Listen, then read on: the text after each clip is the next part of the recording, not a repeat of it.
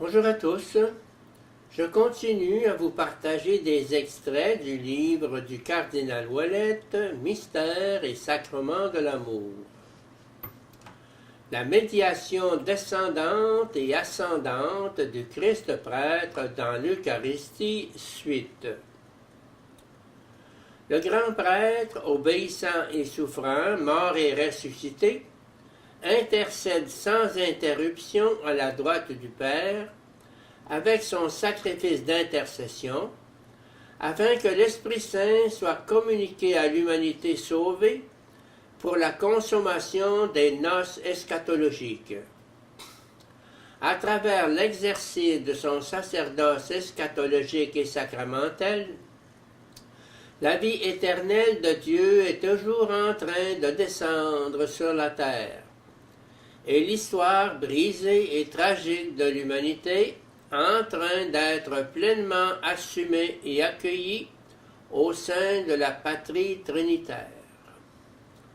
Le ressuscité apparaît justement comme le médiateur de la nouvelle alliance qui attire tout à lui à travers le don de son corps eucharistique, centre de gravité eschatologique de l'histoire humaine, qui constitue l'unité fondamentale de son corps ecclésial et construit l'unité progressive du Christus tous dans la communion de l'unique Esprit.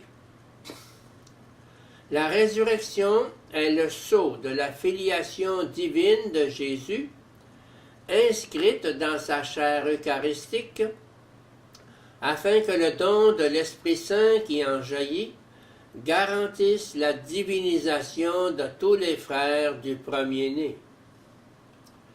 Avec cet éclairage sacrificiel et pascal, le sacrement de l'Eucharistie apparaît avant tout comme une libre manifestation du ressuscité lui-même, qui, dans la puissance de l'Esprit Saint, vient à la rencontre de l'Église avec la puissance de sa mort et de toute son histoire glorifiée.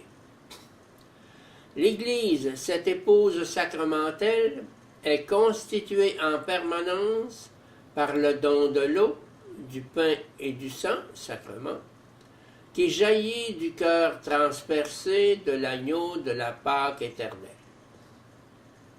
Son identité émerge de la Pâque eucharistique, kénose permanente du Christ, qui, en donnant son esprit eucharistique, entraîne l'Église dans son don au monde. Apparaît alors plus clairement la participation des croyants à l'histoire du Christ, qui déploie l'histoire trinitaire dans le temps. Elle leur est alors offerte et même communiquée à travers la foi de l'Église. Le don de l'Esprit, sceau, mémoire et fécondité du mystérium. De cette manière, il revient à l'Esprit de réaliser l'universalisation du salut.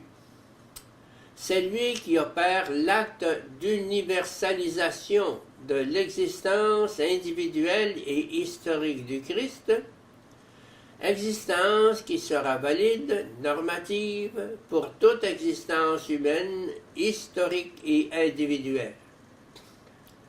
L'Esprit donne à l'œuvre du Christ, comme l'affirme Balthazar, l'actualité parfaite à tout instant de l'histoire. L'Esprit Saint met en relief une partie de l'histoire et lui confère une portée sur l'histoire universelle.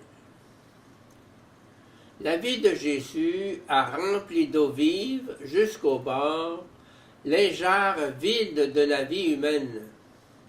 La mort du Christ a renversé le sens tragique de la mort humaine en source de vie éternelle. Encore une fois, ce ne sont pas les situations humaines qui déterminent le sens des sacrements. Ce sont les situations christologiques qui ouvrent l'abîme et l'archétype de l'histoire trinitaire, afin que toutes les situations humaines y prennent part. Ce sont les situations christologiques qui donnent un contenu divin au symbole humain, préparé de toute éternité pour porter le mystère.